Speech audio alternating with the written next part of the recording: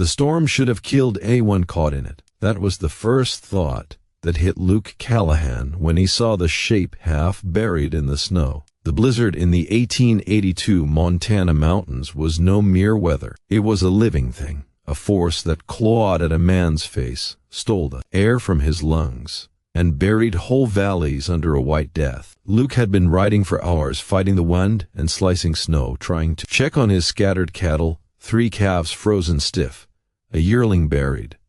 Nothing but loss. He was turning back toward his small cabin when his horse stopped dead. Bess tossed her head, snorting, terrified of something in the white blur. Luke narrowed his eyes, squinting into the swirling whiteness. It wasn't a rock. It wasn't brush. It was a carriage, a fancy one. The kind city folks use, not something meant for these mountains. It lay on its side, broken clean through. A trunk had been thrown open, fine silks frozen like stiff ribbons in the snow. Beside it, a dead horse lay with legs pointed to the sky. Then he noticed the drag marks.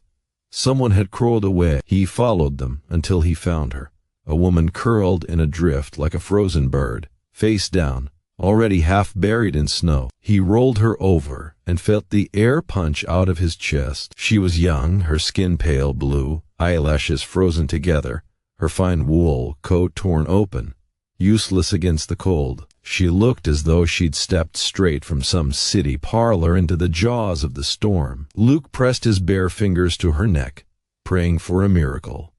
He found it a weak flutter, barely there. "Come on," he muttered through chattering teeth. "You're not dying today." He stripped off his heavy coat and wrapped it around her. The wind hit him like knives, but he ignored it. Getting her onto his horse was a fight. Bess reared, panicked by the lifeless weight. Luke spoke to her low and steady, until she calmed just enough. He lifted her sideways across the saddle and climbed up behind her, pulling her tight against his chest, trying to give her every bit of warmth he still had. The ride back felt endless. His shirt offered no defense against the storm. Cold chewed its way into his bones, and her body felt even colder, like holding winter itself. When he finally saw his cabin through the swirling snow, it looked like salvation. He fell through the door with her in his arms and kicked it shut behind him. The sudden quiet nearly made his ears ring. He laid her on the bearskin rug near the hearth, hands shaking as he lit a fire. Flames caught, and he turned back to her. Fingers white, boots frozen solid, lips cracked. She looked like she'd already crossed into death and was only half returning. Luke knew frostbite. He knew what it stole from a person. He cut away her boots, silk stockings, soaked layers of fine coats and blouses. His eyes stayed low, working fast and rough, because the cold didn't care about modesty. He wrapped her in every wool blanket he had, forced whiskey between her lips, melted snow by the fire, and rubbed her frozen hands and feet until a painful red returned. Hours passed. Outside, the storm crushed the world. Inside, the fire grew steady, the cabin warming, and Luke sat in his single chair, coffee in hand, watching her shallow breathing, a whisper of life. Near dusk, her eyelids fluttered. She gasped awake, eyes wide with fear, trying to sit up, pulling the blankets tight around her. "Where am I?" she whispered, voice trembling. "My cabin," Luke said softly. "I found you in the snow." She stared at him, taking in his untrimmed beard, his scarred hands, the rifle mounted on the wall. Her eyes darted around the small room, throat tightening with panic. "My carriage," she whispered, "and the men, they were their men." "No sign of anyone," Luke replied. The storm covered everything. She swallowed hard, voice shaking. "I cannot pay you." Luke looked away, jaw tightening. He wasn't asking for pay. She took the hot broth he offered with trembling hands. Her fingers were blistered purple at the tips, delicate and raw from frostbite. When he asked her name, she hesitated. "Anna," she said. It was a lie, sharp and sudden, but he heard it like a gunshot. He let it pass. "You're safe here, Anna," he said.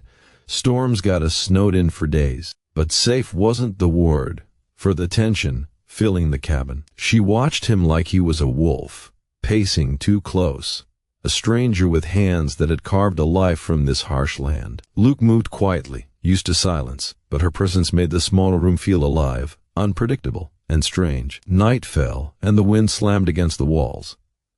Luke laid his bedroll near the door, telling her to take the bunk. "I cannot," she whispered. "It's yours. You're sick." "Take it," he said firmly. Later, he woke to her voice, soft, broken, tangled with fever. She whispered a name through the dark. Langley. They took it. The ranch. She gasped awake, wild with fear, trying to scramble away from him. He steadied her gently. "You're dreaming," he said. "You're safe." Her shaking eased slowly. She leaned against him without thinking, her head resting on his chest. Luke froze, then let his hand rest lightly on her back. She felt small, fragile, human. She fell asleep against him, and outside, the storm screamed, relentless. Inside, two strangers held onto the only warmth left. Morning came slow, light gray and cold as old tin. Victoria, her real name, though she'd lied as Anna sat upright on the bunk, wrapped in blankets, watching Luke with sharp, guarded eyes. The fever was gone, replaced by wary awareness. She wasn't the half-frozen girl he'd carried in. She was awake, thinking, measuring every detail of the cabin, the man who had saved her life. Luke grunted a greeting and stirred the fire. The storm hadn't eased. The wind pounded the walls like fists. "Coffee is hot," he said. "Thank you, Luke," she replied, voice soft but steadier than before. Her hands trembled as she sipped from the tin cup. Her fingers were blistered, raw, small and delicate against his broad, scarred hands. She wasn't built for this land, he realized, in every movement she made. "Where exactly are we?" she asked. 40 miles north of Bozeman," he said, adding wood to the fire. "Storms bury the pass. Nothing moves for days." Her face fell. She stared into the flames, jaw tight. The storm trapped her in more ways than one. By midday, she finally spoke more freely. They shared the same quiet room, the same fire, the same uneasy air. "I was traveling to Bozeman," she said, sewing a tear in her skirt with the supplies he had given her. Her stitches were tiny, perfect, alone. Luke asked.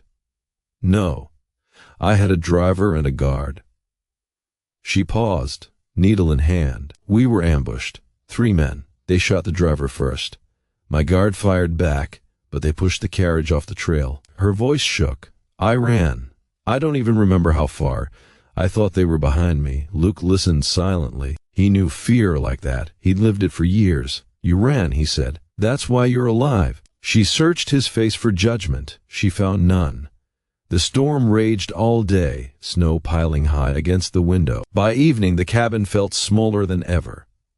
Luke sharpened his knife. Victoria mended her clothes. Then, quietly, she said, "My father passed 2 months ago." She didn't look up. "He left me his ranch."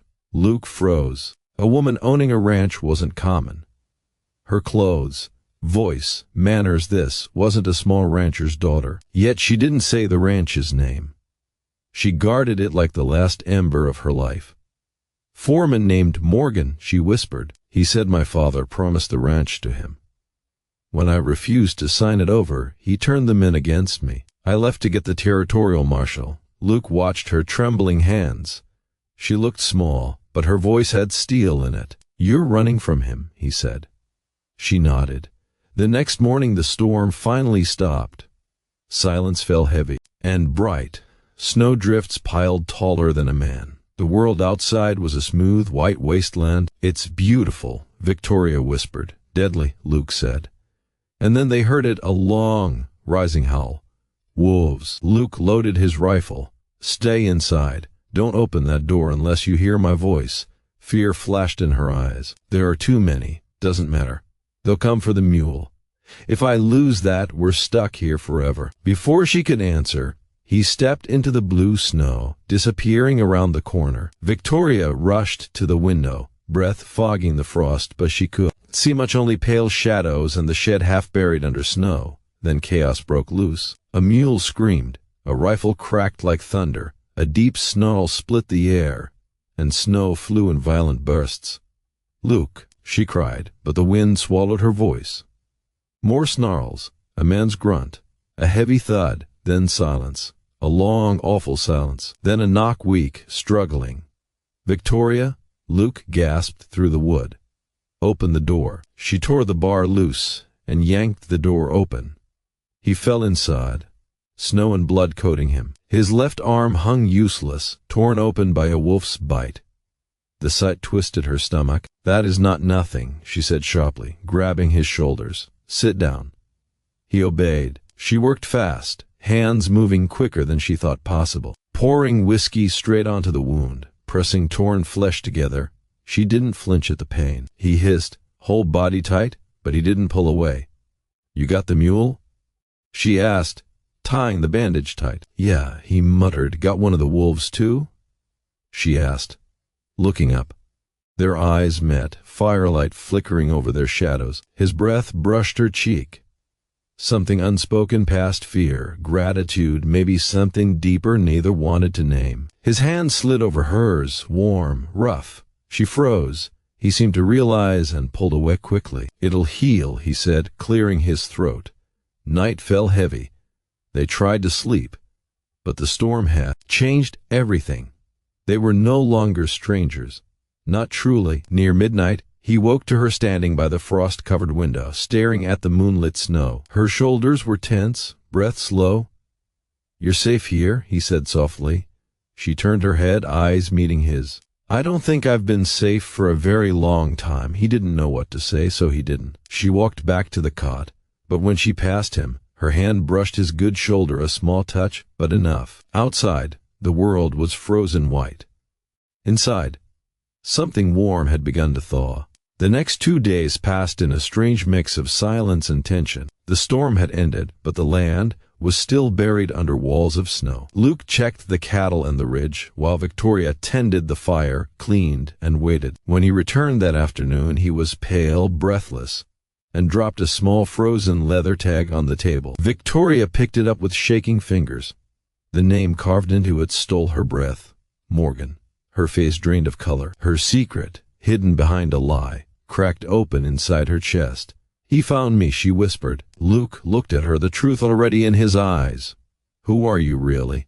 he asked. She sank onto the stool, body folding in fear and exhaustion. "My name is Victoria Langley." The room went silent. Every rancher in Montana knew that name. The Langley Ranch wasn't just land. It was power. It was law. It shaped the whole valley. Luke felt the world tilt. He had saved a stranger in a blizzard, but she wasn't a stranger at all. Victoria lifted her eyes, tears spilling. "Silas Morgan was my father's foreman. When my father died, he said the ranch was promised to him. He tried to force me to sign it over. When I refused, he killed my driver and guard. He destroyed the records. He left me for dead." She shook, hands trembling so badly she had to grip the chair. "They want me gone, Luke. Gone so they can steal everything." Luke stared at the floor, jaw tight.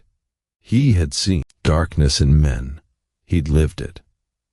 But this was something else. He moved to the door and pressed his shoulder against it. "They'll be here by dark," he said. Victoria's breath caught.